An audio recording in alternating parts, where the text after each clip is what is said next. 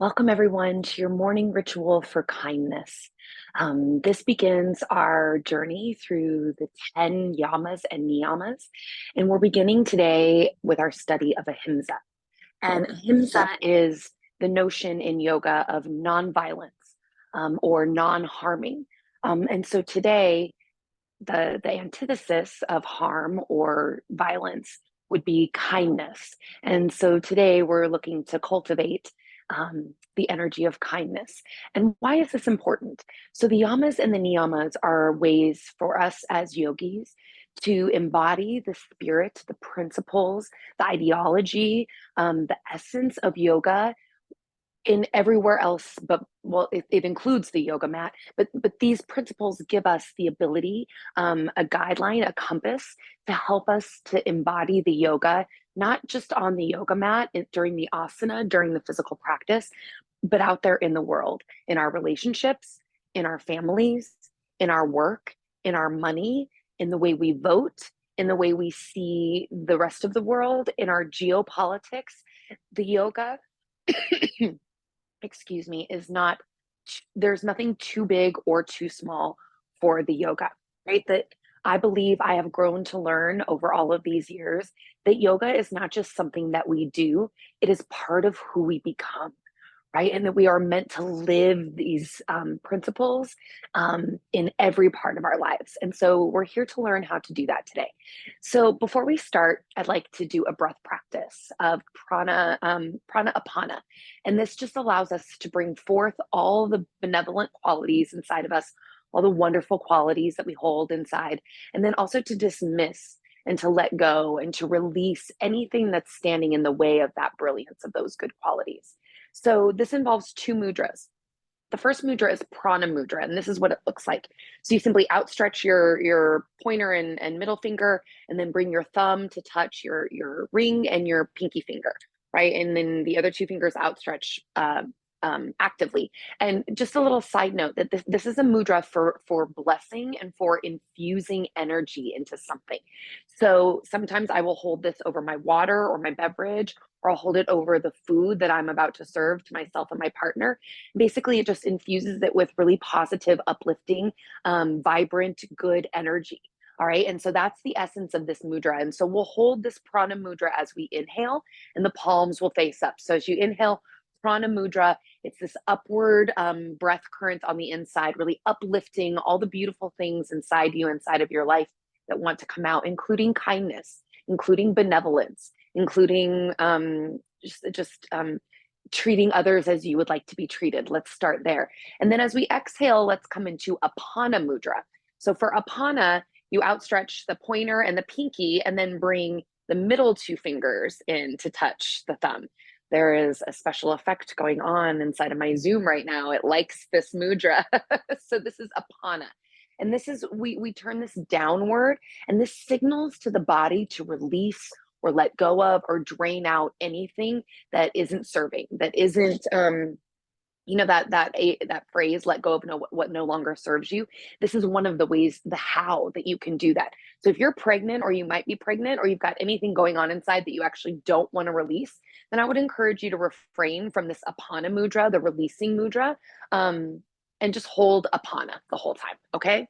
So what we basically do is or hold prana the whole time. So prana mudra, uplift, inhale, and then exhale apana mudra to let go, to release, to let go of anything that stands in the way, the violence, the harming. And I'm going to give you more about this in a second, but let's just start with this breath practice to bring us in tune. Eyes opened or closed. Let's begin. Inhale prana, exhale apana. Inhale prana, palms turn upward. Exhale apana, palms face down. And then you just go on your own.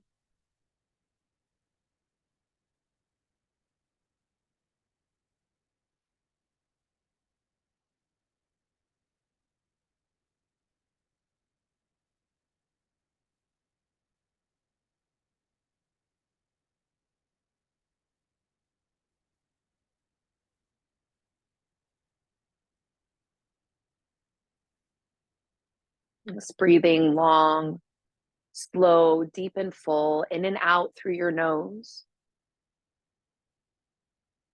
Just feeling the energy begin to move inside of you, whether you're embarking upon this in the morning or any time of day. Just feeling your breath calling you into the present, anchor you into your body. Feeling the rise of everything lovely, everything kind and good, accepting.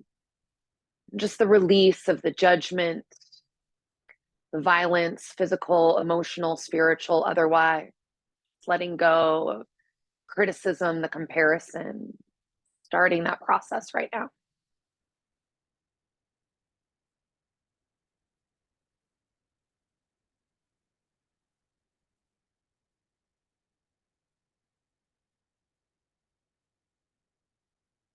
And just be here, just be with the breath. Maybe your mind is curious about Ahimsa now and wondering what all this violence is. Maybe you're thinking to yourself, well, I don't hit anyone, so this doesn't apply to me. And you wouldn't be the first one who thought that about Ahimsa. Just stay with me here. Just stay with me. Just use the breath, use these moments of silence to allow whatever is inside of you start to bubble up to the surface so we can see what it is. Anything inside of you when it comes to Ahimsa that might want to be healed or addressed or known. Just stay with this for a few more moments.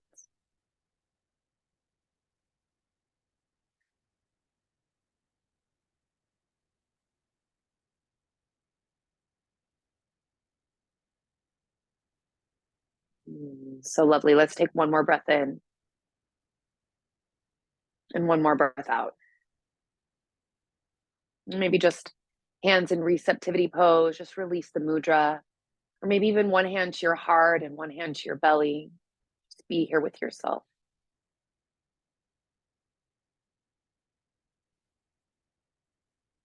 Take a big deep breath in and a big deep breath out. All right, go ahead and blink your eyes open. How was that for you? I mean, you can embark on these practices, prana apana, to uplift. I hate using the terms good or bad or even positive or negative because really no feeling is positive or negative. They all just are. And they're I mean they feel positive or negative, but they're all meant to give us information. So but you can use this anytime to really uplift the things that you want to come to the front burner essentially, and to sort of release the things that you'd like to recede into the background onto the back burner. So please know that you can do this prana apana, you can do any of these tools that I teach you at any time. In fact, that's what they're meant for, is for you to take them and run with them and try to implement them into your life. So let me know how that prana apana breath work goes for you. So let's talk about Ahimsa just for a few moments. I really love this exploration. So there are 5 yamas and 5 niyamas. And the 5 yamas are the restraints, the things that the yoga tells us not to do. And then the niyamas are categorized more as observances, the things that the yoga encourages us to do. And generally speaking, the yamas are more concerned with outward expression, how we treat others, how we interface out in the world. Whereas the niyamas, which we'll get to in 6 months, basically kind of tend to our inner world, how we interface inside of our own singular experience. But the beautiful thing about yoga is that yoga is never an either or. It's always a both and so even the yamas that encourage us or shine the light on how we treat others or how we operate in relationship with others, really the essence of all of this work is to turn it inward, to notice the places where we're experiencing things like violence or harming on the inside internally, so that we can have an understanding what ahimsa is meaningful to you inside, and then we take that understanding and then apply it out into the world. And I love this because it's also the way life coaching works, right? That if you want a different result on the outside, if you want to see a more peaceful world, if you want to see a harmonious global existence, if you want a stop to literal war, if you want our political parties here in the US to start to represent the people, if you want things to change, the way your partner treats you, if you want your kids to have a different experience, the answer is always to go inside of yourself first, to notice the places where you are, in fact, embodying inside of yourself the very thing that you're trying to change out in the world.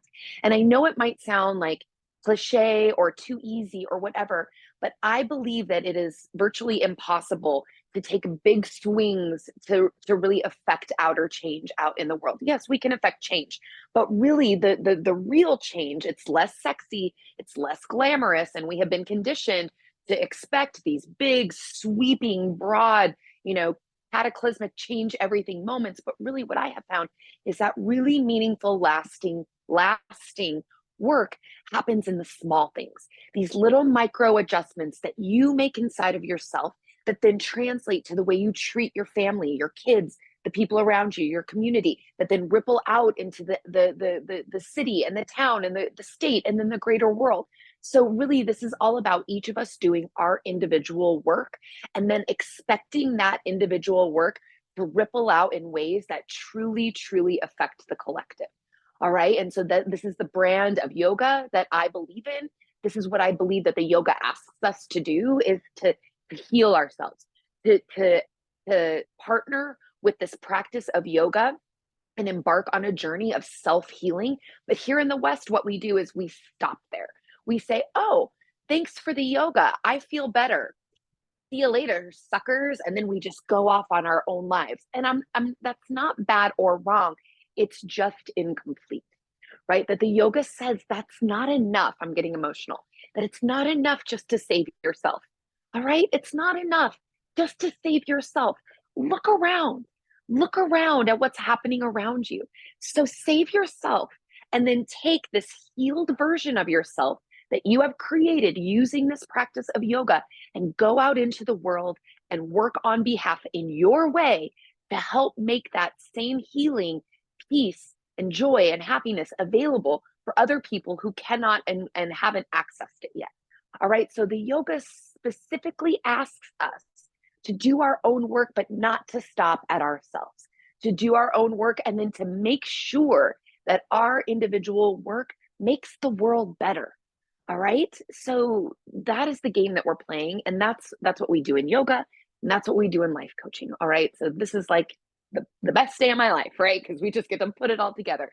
And really every day is like that for me, because to me, these two modalities just really work hand in hand to help people really change their lives. Because I don't believe that we were just sent here born to struggle and die, or excuse me, struggle, pay taxes and die. You have to pay before you die, right? Like that we get so consumed with our problems here that we forget, right? That we forget that there's this big world out there and that we are meant to come here. And yes, I think that we are meant here and to come here and face our problems, right? I think that that's karmically the way that God or the universe compels us to grow and to evolve and to expand.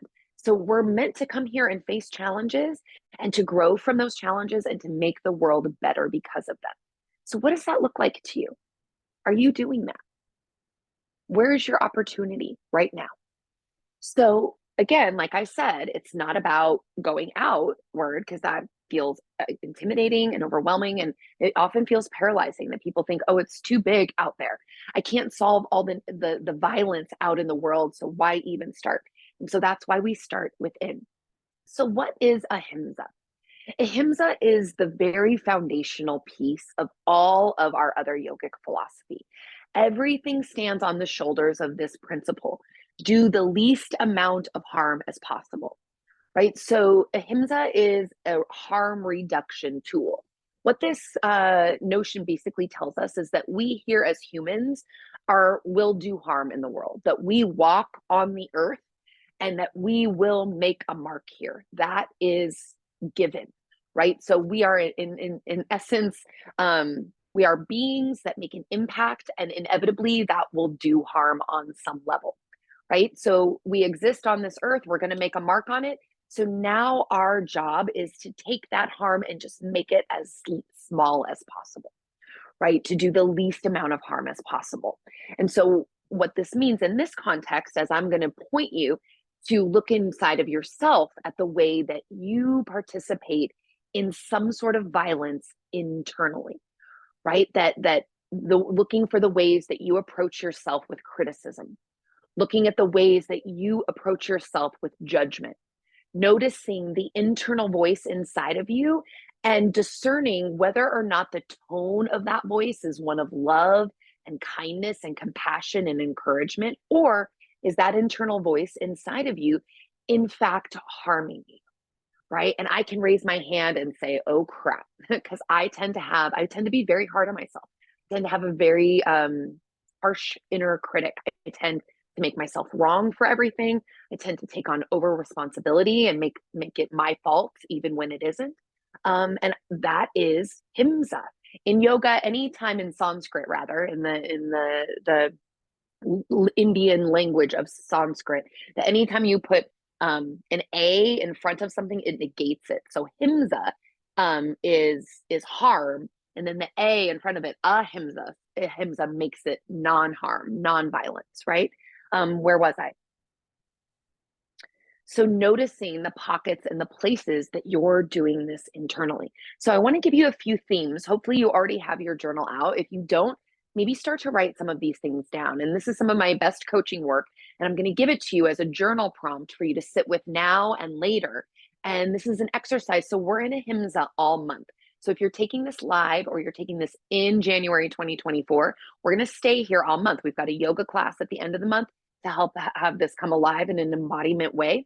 But this is something for you to sit with through the month of January if you're here with me live, and notice the places in your life where you are participating in Himsa. This isn't a judgment. This isn't a bad thing. We all do it, but it's necessary for you to notice the places that you're doing this to yourself so that you can cultivate a different inner experience that will then be the foreground for you to practice this in your relationships, in your community, in the world, etc. So the first theme that I'd like to offer you is that, and I have a podcast on this that I can link, or you can just go to my podcast at Doom and Bloom Podcast, and there's an episode on using negative emotion to fuel a positive result.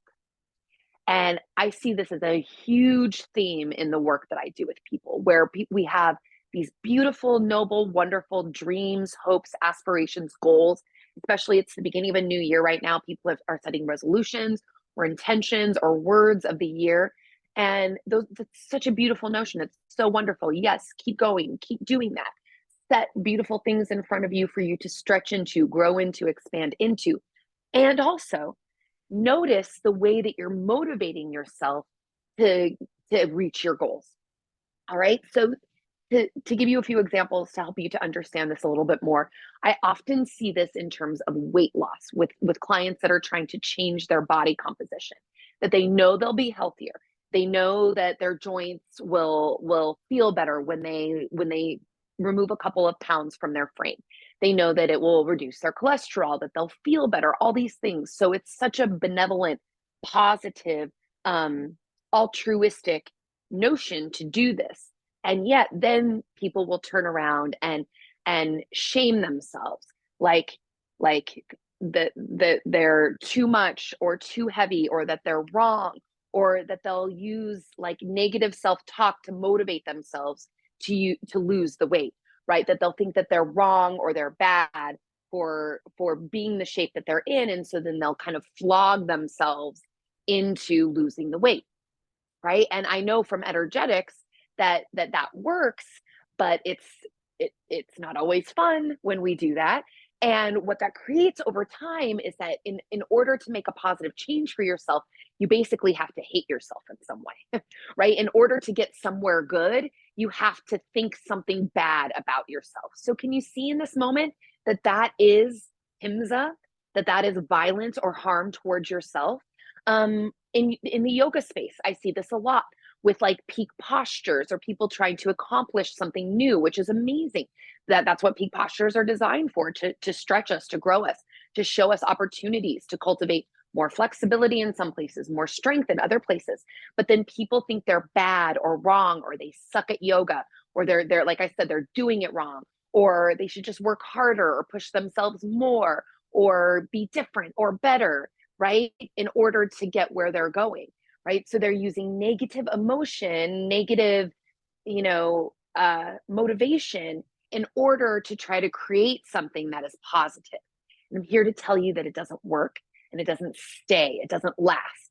So not only does it feel terrible, then there's this rule in energetics that whatever energy you use to create something, whatever energy you use to get to some place, some destination, is also the energy that you will have when you have that thing, right? So if you use self-hate or self-shame or self-harm to get somewhere, then you're going to have to use that same type of motivation in order to stay there or keep it. So you're really creating a culture of violence in order to create success. What do you think about this? Right? It's subtle, but I think it's true and it's powerful, right? And when we can get present to this inside of ourselves, then a whole different inner landscape is possible. Like I notice in my relationships, sometimes I'll get in this place where if I make a mistake or do something wrong, I'll like to my partner say something really bad about myself, and it just happens quickly, and that is himsa towards myself, and I have to stop. And I've even cultivated a practice where I'll say, I'm so sorry that I said that to you, Casey. Like I almost speak to myself kind of as a third party, but also like as there's no separate party. It's kind of a weird thing, but I've like taken this practice that when I find myself being harmful towards myself, that I'll name it and I'll apologize to myself, and I'll say that I'm going to try to do something better, right? So I acknowledge it in the moment. So where's your opportunity to treat yourself with more loving kindness? I see this with moms especially all the time, that and women, that we are so generous with the love and the grace and the forgiveness that we give to others, but we will not give it to ourselves, right? And that is himsa right there, right? And it we think it's a badge of honor. We think it's like, oh, I'm so selfless, but that's not it, right? It's harmful. It's harmful. So this is the work that I do with people, again, especially women in this context, is no, no, no. You are the asset in your life. You are the driver in your own life. Everything in your life passes through you, right? So you deserve everything that you're extending to everyone in your life, and you deserve it first. And that's a really difficult concept for people to get present to. Like, I get it too, and I come first. It's something that needs to be rewired, and I do it with people all the time. But starting to see yourself as deserving of the unconditional love and grace and support that you give others.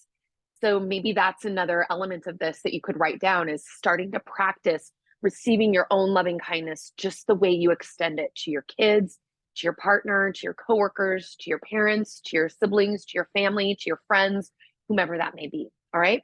So that's one concept. And then I'm going to give you another one here. And it's the concept of ho'oponopono, right? This is a very beautiful Hawaiian ceremony for forgiveness, right? And forgiveness can also be an antidote to harm, right? And so this is a very beautiful sort of prayer. It's 4 lines, ho'oponopono, and there's an apostrophe. If I can try to spell it for you now, H apostrophe Oponopo, right? And I'll write it down for you in the notes here too. So ho'oponopono is 4 statements that you can say to yourself and to others in the realm and the spirit of forgiveness. All right. And the reason I love this prayer is because it's like a blanket that can cover everything. You don't have to talk to the person that has harmed you or you have harmed. You don't have to know exactly who is wrong or right. You don't have to sort out all the right and wrong inside of your head to form a resolution.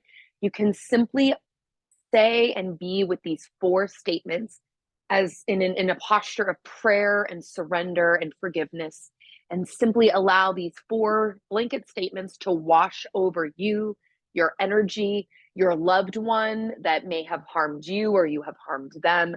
I had a falling out with someone many years ago, and we never spoke again. And that was very painful for me, to not have any closure, to not be able to reconnect, um, to not ask for forgiveness. And so I, at that time in my life, used Ho'oponopono to help heal myself, to forgive him, to forgive myself, to forgive us, to mend what energetically what I couldn't mend like explicitly in the relationship.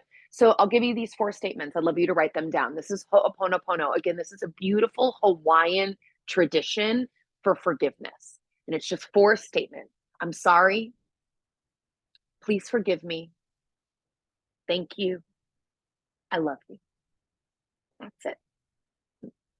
Here come my emotions. I'm sorry. Please forgive me. Thank you. I love you. You can say this anytime. You can say this all the time. I can think of situations right now that I could practice Ho'oponopono towards just in my very existence right here, right now.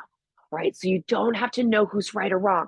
You don't have to solve it. There doesn't have to be any blame. You can just utter this prayer and just offer it up. I'm sorry. Please forgive me. Thank you. I love you. All right. How does this land? How does this land for you? I'm going to look at my notes just one more time. And then we're going to finish with a loving kindness meta meditation. All right. So I love these loving kindness meta meditations. It's just a way to sort of practice this internally and for others.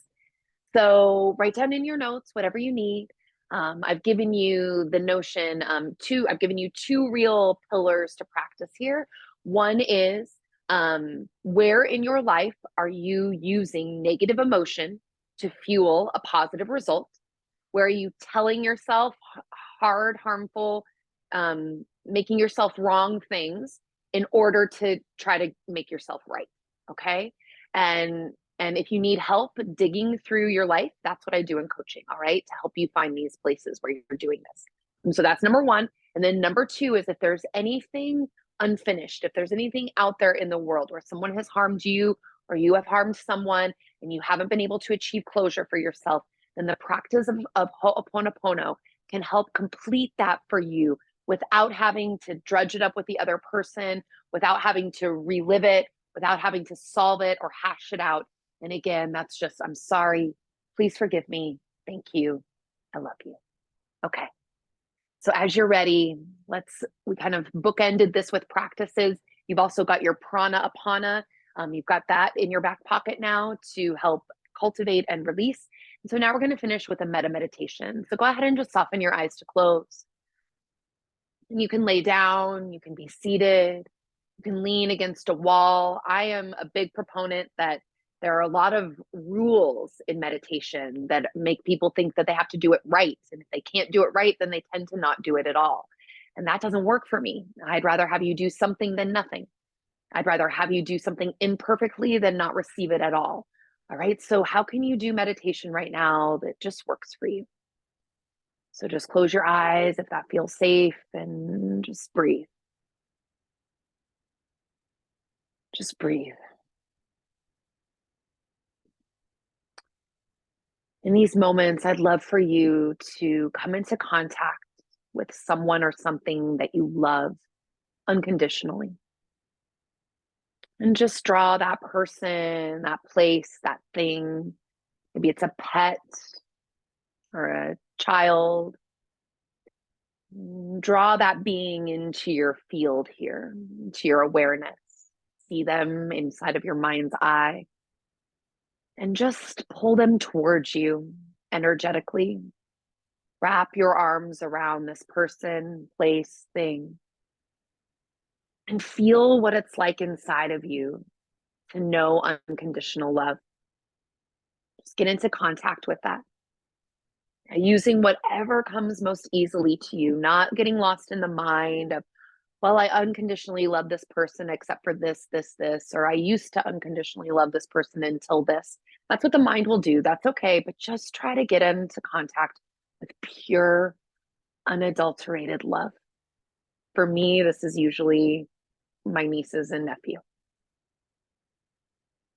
So just sort of use whomever that is to blueprint inside of your system that feeling of unconditional love. And then here's what I'd like you to do next is I'd like you to take that feeling of unconditional love and turn it in towards yourself. So just receive your unconditional love right here for you. Your own kindness, your own strength, your own unconditional love.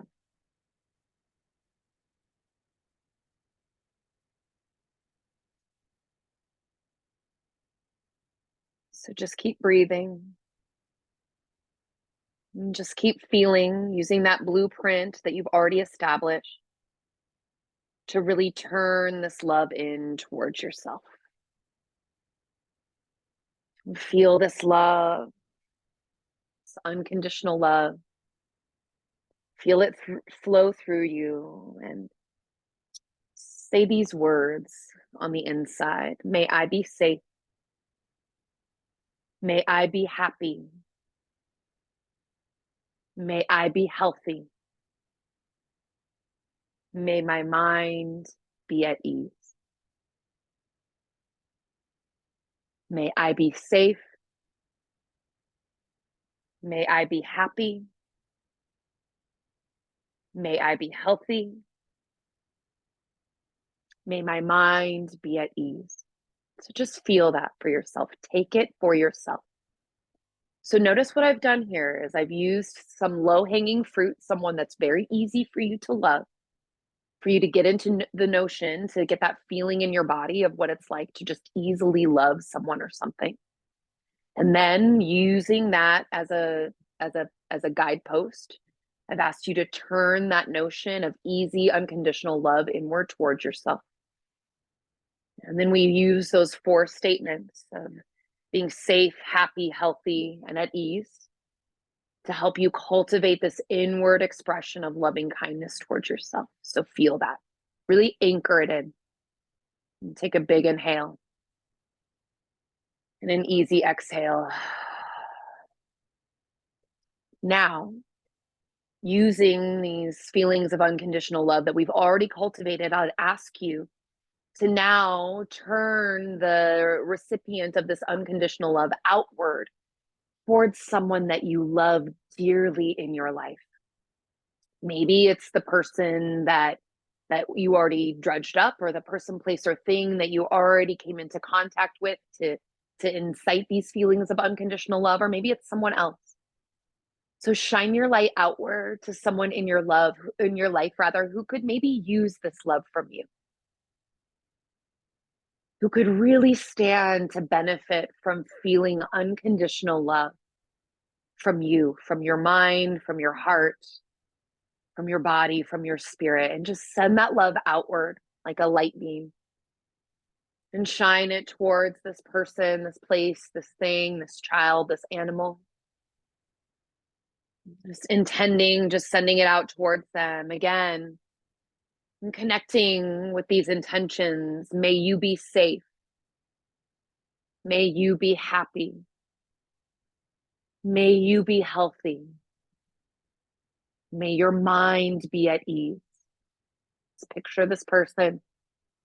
Send them all your unconditional love. Don't think about it. Don't make qualifications. Don't go into story, right? And it's a practice to not do that, right? We just practice that. We say, "Oh, there's the story. Thank you, mind. Thank you anyway. See you later." May you be safe. May you be happy. May you be healthy. May your mind be at ease. Okay. So feel that towards that other person. Really send it to them. It's like a Care Bear stare, if you remember that movie, just driving that love right towards them. I'm actually picturing my partner right now, and he's next door in his office, so I could just send this right to him. I hope he feels it. May you be happy. May you be healthy. May you be safe. May your mind be at ease. Okay, we're not done yet. We've got 2 more rounds, and this next one is interesting. So take this sense of unconditional love that you've facilitated, and now I would ask you to send it out towards someone that you find it difficult to love. or send it out to someone who is challenging for you. All right. So this is the beautiful part of yoga and of Ahimsa, right? Is that we learn to extend this love and grace and kindness, not just to ourselves, not just to our own loved ones, not just to people who look like us, but to people that do not look like us, to people that loving them does not come naturally or easily. So this is the stretch. This is the stretch where the yoga asks you to put yourself in someone else's shoes, to go beyond your own personal narrative, to go beyond your own preferences, and to extend love to the other, right? So you have that person, picture, place, thing, picture of that person, place, or thing in your mind. Send out like I said, just a light beam of love from your heart, or like that Care Bear stare from your body. Can you send love to someone you don't agree with, to someone that you feel that you're against or they're against you? Can you do that? Can you learn? Can you teach yourself to do that in this moment? Can you see people as simply human and that we are all one? People, can you see that we are all alive, that we are all beings on this earth, right? And that by being a being on this earth, that we are all deserved of the same types of unconditional love, acceptance, of the same rights, of the same freedoms, of the same right to exist peacefully, to have beautiful lives. Can you feel that right now? And can you send this loving kindness to the other? May you be safe. May you be happy. May you be healthy. May your mind be at ease. Send this to someone that is hard for you, that is challenging for you to love. Oof. This is the work, my friends. Keep going. What comes up inside of you, just notice it. Just notice it. This is such beautiful work. Just stay with it. Okay. Take a big breath in and a sweet release. Final stage. I'll ask you to take this loving kindness that exists inside of you and now send it to the entire world. Just send it out into the world. And if you know me, you know my heart is just breaking for the Middle East right now. And this is where, again, the yoga comes in. Loka samasta, sukhi no bhavantu. May all beings be happy, peaceful, and free. And that's just the first part. May all beings be happy, peaceful, and free. But the second part, this is the important part. You ready? Loka samasta, sukhi no bhavantu. Just keep sending your love out to the whole world. May all beings be happy, peaceful, and free. And may my thoughts, words, and actions directly contribute in some way to that happiness, peace, and freedom for all. That's the peace. May my thoughts, words, and actions in some small way contribute to that happiness, peace, and freedom for all beings, all things that are alive, everything living on this planet. Send that out. That is the yogic prayer. Loka samasta sukhi no bhavantu. Send it out. May you be safe. May you be happy. May you be healthy. May your mind be at ease. Send it out to the whole world, whole world. Feel it from your precious, beautiful, loving heart. Send it out. And take a sweet breath in and an easy release. Swaha. May it be so. All right, my friends. That is what I have for you today in the spirit of Ahimsa. All right. So this is important work. This is deep work. And as we proceed into the next elements, the 9 other yamas and niyamas, they will all stand on the shoulders of Ahimsa. So remember, the first step in being a practicing yogi out in the world, I wish that on my ballot that or on any intake form that when they ask religion, that I could just choose, check the box yogi. That as you go out into the world, that this is the first, for lack of a better word, because I think that this really hits home, this is the first commandment, right? There are 10 yamas and niyamas. They're almost like the Christian commandments in theory, right? It's just the 10 guidelines. And this is the first one, and it's the foundation that provides the base for all the others, all right? So go out into the world and just notice the pockets and the places where you inadvertently or even unconsciously or even consciously cause harm to yourself, and start to see if you can build awareness around that and build a little more loving kindness towards yourself. And notice when you do that towards yourself, how that ripple effect might show up for the people around you. This is the work, my friends. Om Shanti Shanti Shanti. Peace be with you. May it be so.